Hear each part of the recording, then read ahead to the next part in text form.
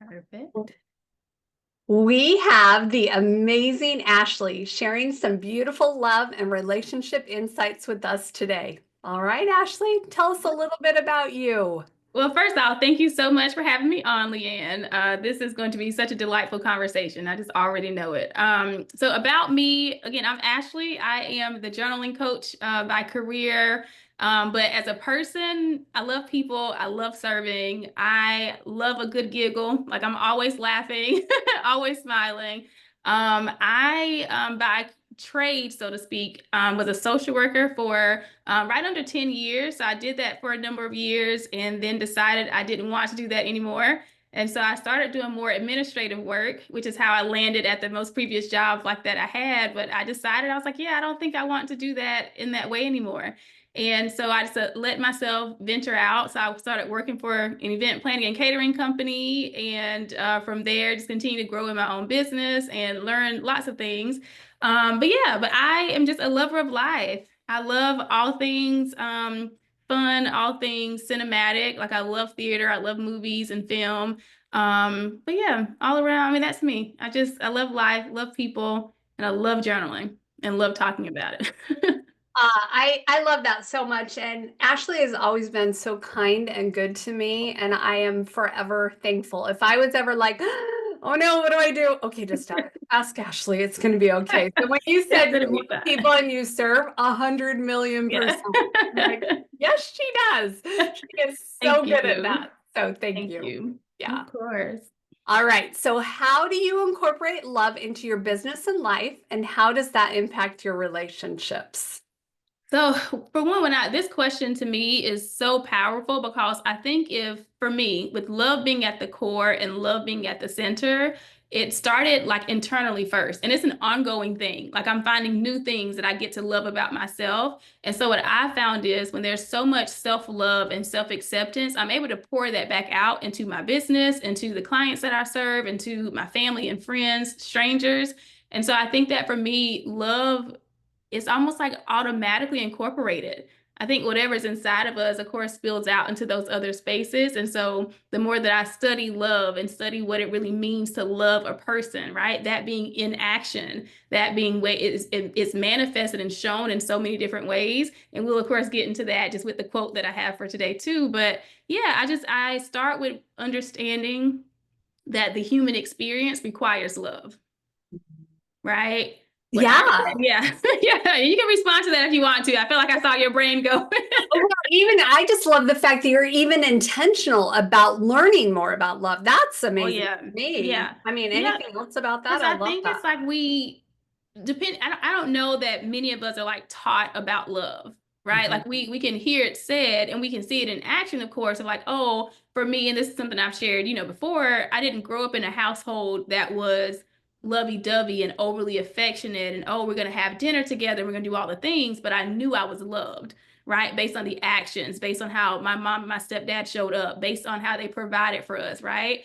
And so Mhm. I think that with that, there wasn't like a here's how you love a person. Everyone receives love differently, right? Everyone reflects love back to the world differently. And so I think it's something worth studying specific to people, right? So even when I think about my honey, when I think about him, I may love him in a different way than I love my mom. There's a different type of relationship that's there. There's different needs, different desires that are there. And so I think it's like, so when I say studying love, it's studying the people that I love, that I care for. So that way I can then decide, am I loving them in a way that is suitable for them? Am I loving from a space that is intentional and beautiful for me as well, and not a space of obligation? So yeah, so I think it's very much an inside job first of letting myself see that there's parts of me that I'm still growing in love with. And then from there, it helps them to give more grace to people who are also having their human experience. But I believe that everyone is lovable. Everyone's deserving of love. I don't think that and people are easy to love. I sincerely think that people are very easy to love. And when you have that mindset, it just pours out from all the other spaces. So yeah. Oh my goodness, you are such a beautiful example of this too. Like, I mean, Ashley's telling us all this stuff, but she lives it. She does it. I mean, you Mhm. can feel that Yeah. when you're with her. So you can Oh, probably still not listening to this podcast. So anyway, I so love you, oh, Leanne. I love you too. So amazing. All right. So tell us something that you love about you and Mm. why. So I love my brain. And I had to grow into loving it. I think that I am a natural thinker. I also think a lot, and sometimes I overthink. And I grew to really love and appreciate how I think because I realized that it's unique to me. And how amazing is that, right? To have a brain that is my own, that is unique to me, that comes up with all these thoughts and ideas. And because I've seen how other people also love my brain, and it's helped me to love it more. So by nature, like I was very much that little girl who on her report card, like, oh, she's so brilliant, but she talks a little too much. Like she's so insightful, all of those things. And I used to think that those were not great, right? I think because of how they were presented to me, like, oh, okay, well, I'm too conversational, I'm too insightful, I'm too this or too that.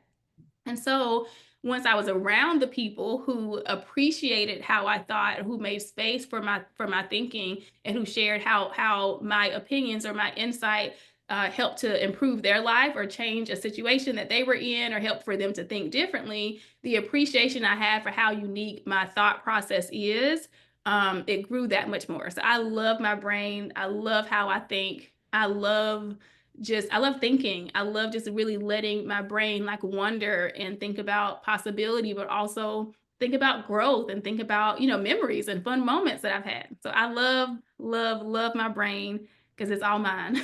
It's unique to me. That is so powerful. And what a perfect thing to love. I Yeah. mean, yeah, It's that's it amazing. it yeah, I think too, because as we know, the brain's going to offer so many different things to us at any given time. And so I think I also just love even like the not so great things like that it offers me because again, it's unique to me. And then I get to choose, how much of that thought I want to entertain and all of those things. But I think the more that we embrace like who we are as individuals and how we operate, I think it just releases a different type of freedom for us to love ourselves like that much more. The Yeah. brain is like the powerhouse, so I'm like, gotta love it. It's there, and I want for it to keep functioning. So, That's right. That's right. Oh, that is awesome. Oh, awesome. Awesome. All right. Well, I love talking about connection with others and ourselves. And I think the daughter-in-law, mother-in-law relationship is packed full of examples. So any thoughts about that relationship? I think I think a lot about, and I'm not a daughter-in-law yet. I do not have a mother-in-law yet, but Uh-huh. I think that so my friends and I talk a lot about being like a girl's girl. And that essentially means supporting women, loving women, like dating women, even, right? Like in terms of just like, me and my girlfriends go on girlfriend dates and we have the time of our lives. And so when I think about being a girl's girl, that is what I envision for the mother and daughter relationship. Like, how awesome is it that as a young woman, I can have this other woman that I get to look up to and learn from and grow with and learn her son better? Because let's be honest, she knows him a little better than I do. So I Oh, think that there's so much room for that type of relationship to be mending.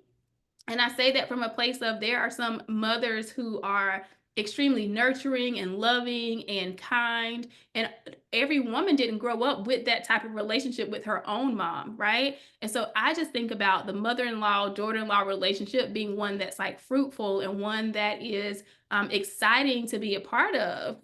So I think that more people, if they let themselves experience love in the way that we can understand it, and again, maybe later in quote 5 or in question 5, but I think that the if people really let themselves think about what it means to be a mother and then what it means to be a woman, the woman connection is going to automatically build between those two women if they allow for that to be. So I just think that there's so much like beauty and gentleness and love that can flow in that relationship from a supportive standpoint, right? If my mother-in-law has been married for X number of years, there's some stuff she's learned. I can glean from that. I can understand that I'm not isolated in my experience, as a new wife, as it relates to her son. But yeah, I think that that's a relationship that I don't know. I think, Leanne, it's a relationship that I want for more people to enjoy. yes. I remember even when I did there's a Dear Future Husband journal that I published in 2020. And I titled it that way. It was titled Dear Future Husband, The Waiting Space Journal. And I wrote it for women who were in their waiting space and they knew they desired marriage, but helping them to know, like, while you're waiting, that's not a punishment, right? Like, this is a great time, explore yourself, learn life. But in the journal, it wasn't really even about him. It was about her as a woman. And also, I remember putting in, like, write a prayer out for your in-laws. Who do you desire for them to be? How do you want for them to show up in your life? Like, to start to build that relationship and connection before it even happens, because it can be, some people hate interacting with their in-laws. And, oh no, we have to do this. That can be a relationship that's very exciting and one that's thrilling and one that brings, again, beautiful fruit into your life. So I want for it to be that more people think about that connection being something that's valuable, something that is filled with grace and mercy and so much love and compassion and mentorship. So I could go on and on, but yes, that when I think about that specific relationship, I think that it can be one that is mutually, like, beneficial, where the mom is learning from, like, her new daughter-in-law as well, but that they're building a relationship that has a foundation of, like, the love and respect that they have for the man who's at the center of that too, like, he's the reason they're even brought together. So yes. Yeah. Yeah. Well, I love the journal that you're talking about. Mhm. I mean, just the pre-work and being like, Mhm. okay, how can I prepare myself instead of listening to, oh, well, I'm just not going to like my mother-in-law or Yeah. whatever, you know what I Yeah. mean? So I've Yeah. just decided that before I've even met her, Yeah. no. I've decided ahead of time, like, that I love her, that she's the perfect mother-in-law for me, that she and I will get along and we'll have, respect for each other, that we'll encourage each other. Because I think that some people also believe that it has to be best friends forever. No, it doesn't have to be that, but it can still be filled with love, right? You can still anticipate with, like, excitement, like, oh, I get to see my mother-in-law today, or, whatever it is. But I think people maybe overlook the value that can be in those types of relationships, for sure, because of so many people having, like, horrible, quote unquote, like, mother-in-law stories or daughter-in-law stories and things of that nature. But I think it's beautiful.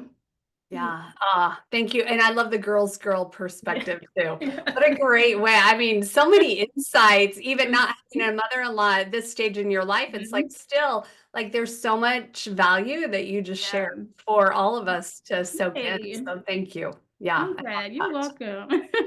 Well, is there anything else that you want to share? And where can our audience go to find out more about you? I think the very first thing that comes to my mind right now is, and I don't think I've ever said this phrase, but, like, a self-love inventory is all that comes to my brain right now. And you can maybe take that and run with it, Leanne, because I don't know, but that's just what comes to me in this moment. But to really take inventory, take stock of, what do I want to love about myself more? What do I want to appreciate about myself more? But I think taking inventory of, like, yeah, like, where am I, like, on the self-love meter? Because, again, and, like, the Bible just talks a lot about, well, not a lot. There's one particular scripture where it's like, out of the abundance of the heart, the mouth speaks. So it's almost like how I feel about me. Like, am I overly critical of me? How much grace, like self-grace, self-compassion, self-love, like, how can all of those things just be examined from a space of curiosity, from a space of love? Because, like, I want to love me so much more. I want to love the random things about me. I'm on this journey now. I'm like, I'm just loving my hair. I am loving my hair, doing it, doing its own I love thing. it too. Yeah, Yes, thank that's you. awesome. I'm like, how can I just embrace, like, all of the things about me that I may naturally want to reject or try to, quote unquote, fix? There's nothing broken. So if you approach your the way you love yourself from a place of, I'm already whole, I'm already enough, I'm already just brilliant and beautiful in my own way, like, I think that transforms how you interact with yourself and how you talk to yourself. So if nothing else, like, really do a self-love inventory of, like, where am I prioritizing that love for myself? That'd be the main thing. That is Yeah. so good. So, so good. And where can they go to find you and follow you? Oh, yes, thank you. So on Instagram is going to be the very best, because from there, and that's Strokes of Freedom. So like a pen stroke, Strokes of Freedom. Just because from there, you'll be able to join my email list, see different events that I have coming up in the area, any virtual events that are going on. And that also links out to everything else. My website, of course, is strokesoffreedom.com. So that's just www.strokesoffreedom.com. And same thing, all the information is there. Any sort of guides that I may have, all that stuff will link out from my website as well. Perfect. And I'll put all of this in the show notes too. So Perfect. excellent. Excellent. All right. So, what is your favorite quote about love, and Okay. how have you used it for yourself and in your relationships? Okay. So the very first thing that came to my mind was a scripture. And I'll read it out, but it's 1 Corinthians 13, 4-8. And that's the one that, if most maybe are familiar with it, but love is patient, love is kind. It does not envy, it does not boast, it is not proud, it does not dishonor others, it is not self-seeking, it is not easily angered, it keeps no record of wrongs. Love does not delight in evil, but rejoices with the truth. It always protects, always trusts, always hopes, always perseveres. Love never fails.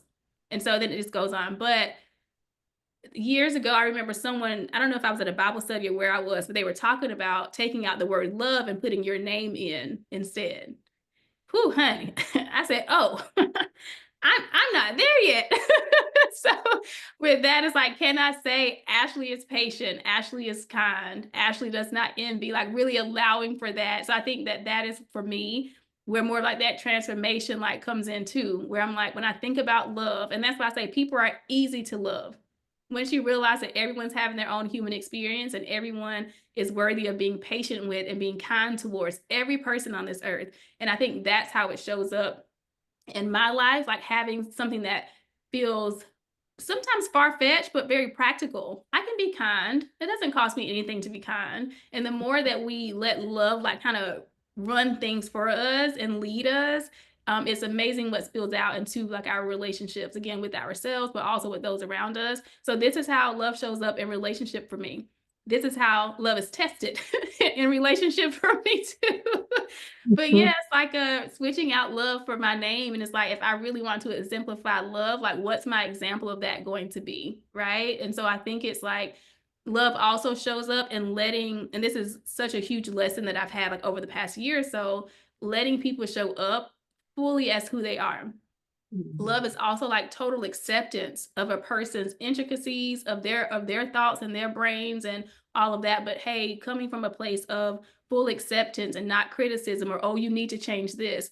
Love is letting you be. Love is loving you as you are and loving you into whoever you're growing to be as well. So that's how it shows up for me. I love that so much. And what a beautiful scripture and example to replace your name in there. Yeah, Like, throughout the whole Bible sometimes I'm like, whoo, but yeah, I think, yeah, this one is just like it kind of just brings us down to earth in a way of just like I think so many things get overcomplicated. Love gets so overcomplicated when it can be super simple. This is what love is. This yeah. is what it is. If we let ourselves go back to that as the core, this is what love is. It's easy. It's easy to do. It's easy to demonstrate. It's easy to show. It's easy to receive. That's the thing. That's a whole different podcast episode, I think. The reception of love, I think as humans, sometimes we reject that or back away from it, but it can be intimidating and fearful to think about experiencing. And the Bible also speaks about, perfect love casts out all fear. So that to me says like love is also calming, love is peaceful, right? Love is delightful. This is preaching to me, honey. This is Yes. good. This is good I to me love, because I love I needed to hear a lot of what I'm saying. Oh, this is so giving me goosebumps too. I love this so much. Same. But yeah, this is, oh Oh, my goodness. yes. Well, and just the overall, when you said, love never fails. Something to think about. Just remembering that now, Yeah. whatever we do from that place of love is Mhm. is beyond helpful. Yeah. So many tender mercies. It's So, an automatic victory. Whatever yes, we do from the place of love is an automatic victory. Yeah. 100%. Mhm. Yeah. Well, I am so excited because those of you who are even remotely or even not remotely curious about journaling, because I know some people are like, wait a second, I don't know Yeah. about journaling. I don't know what to do, or I don't know what to start, or I don't have time for that, or whatever. Well, we are so blessed because on June 3rd, Ashley will guide us in Connection Crew, answering all your journaling questions, and she'll show you how powerful and easy that journaling can be. It's So, so easy. yes, Yes. yes. Now's the perfect time to join Connection Crew and don't miss the chance to connect with Ashley. I mean, I'm gonna cry. It's amazing. Oh. So you wanna be there to connect with her. There's so many Yeah. benefits of journaling and incorporating more so that love into your life. So thank you, Awesome. Ashley, so Thank much for you. being here and sharing your love insights. Of And I'm course. just so glad to have you here. Awesome. Thank you, Leanne. This has been so great. Thank you so much. My pleasure. All right, y'all. Here's to journaling, to self-love inventory, so fascinating, to grace and love and connection and all the things. Have a good one, y'all. If this podcast resonated with you, pass it on to someone who might love it too, and leave a quick review to help our Connection Crew community grow.